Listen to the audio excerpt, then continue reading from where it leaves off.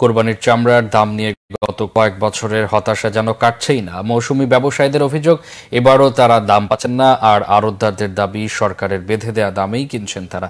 মৌসুমি ব্যবসায়ীরা না বুঝে বেশি দামে কিনছেন চামড়া। রাজধানীতে গরুর চামড়া বিক্রি হচ্ছে পিস প্রতি গড়ে 800 টাকায়। গোলাম মইনুল হাসানের রিপোর্ট। কোরবানির পশুর চামড়ার দাম পাওয়া নিয়ে সাধারণ মানুষ এমনিতে প্রত্যাশা কমিয়ে দিয়েছে। তাই আলোচনা অভিযোগ মূলত মৌসুমি ব্যবসায়ী আড়তদারদের মধ্যে। এবছর সরকার প্রতি বর্গফুট লবণযুক্ত গরুর চামড়ার দাম ঢাকায় 5 টাকা বাড়িয়ে 55 থেকে 60 টাকায় ও ঢাকার বাইরে 50 থেকে 55 টাকা নির্ধারণ করে দিয়েছে। কোনো জায়গায় 1200 কিনে আসছি, কোনো জায়গায় 1500 কিনা পড়ছে, মানে এভারেজ 900 টাকা আমরা কিনেছি বেশি। আপনি সাক্ষী দেখতেছেন, 900 টাকা বিক্রি করছে।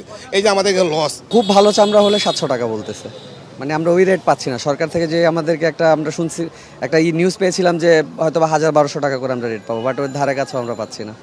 আড়তদারদের দাবি, যৌক্তিক দামে চামড়া কেনা হচ্ছে। লবণযুক্ত বলছে গভর্নমেন্ট, এখন যেটা এখন আমি 1000 টাকা কিনতেছি, ওই মালটা 1400 টাকা পড়ে গেল। তা আমার পর্তাটা কত বললো, যেটা পর্তাটা, এই জিনিসটা মানুষ না বুঝে অনেকেই করে। অনেকে দেখতেছি যে ছোটোখাটো চামড়া, যদি 50-60 হাজার টাকা গরু চামড়া ওগুলি কিনে আসে, ওগুলির কোনো ভ্যালু নেই, ওগুলি 300-400 টাকা দাম। ওই চামড়াটা কিনা আরও ক্ষতি করে।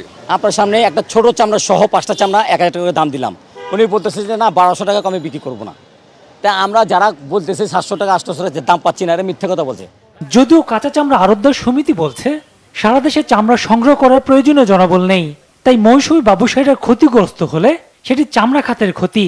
ট্রেনের মালিকের এজেন্ট আছে, ট্রেনের মালিকরা সরাসরি ফিল্ডে থাকে, তারাও কিনে। এখানে একজন ছাড়া না হলে 10 জন 20 জন 50 জনও দাম নিতে পারবে।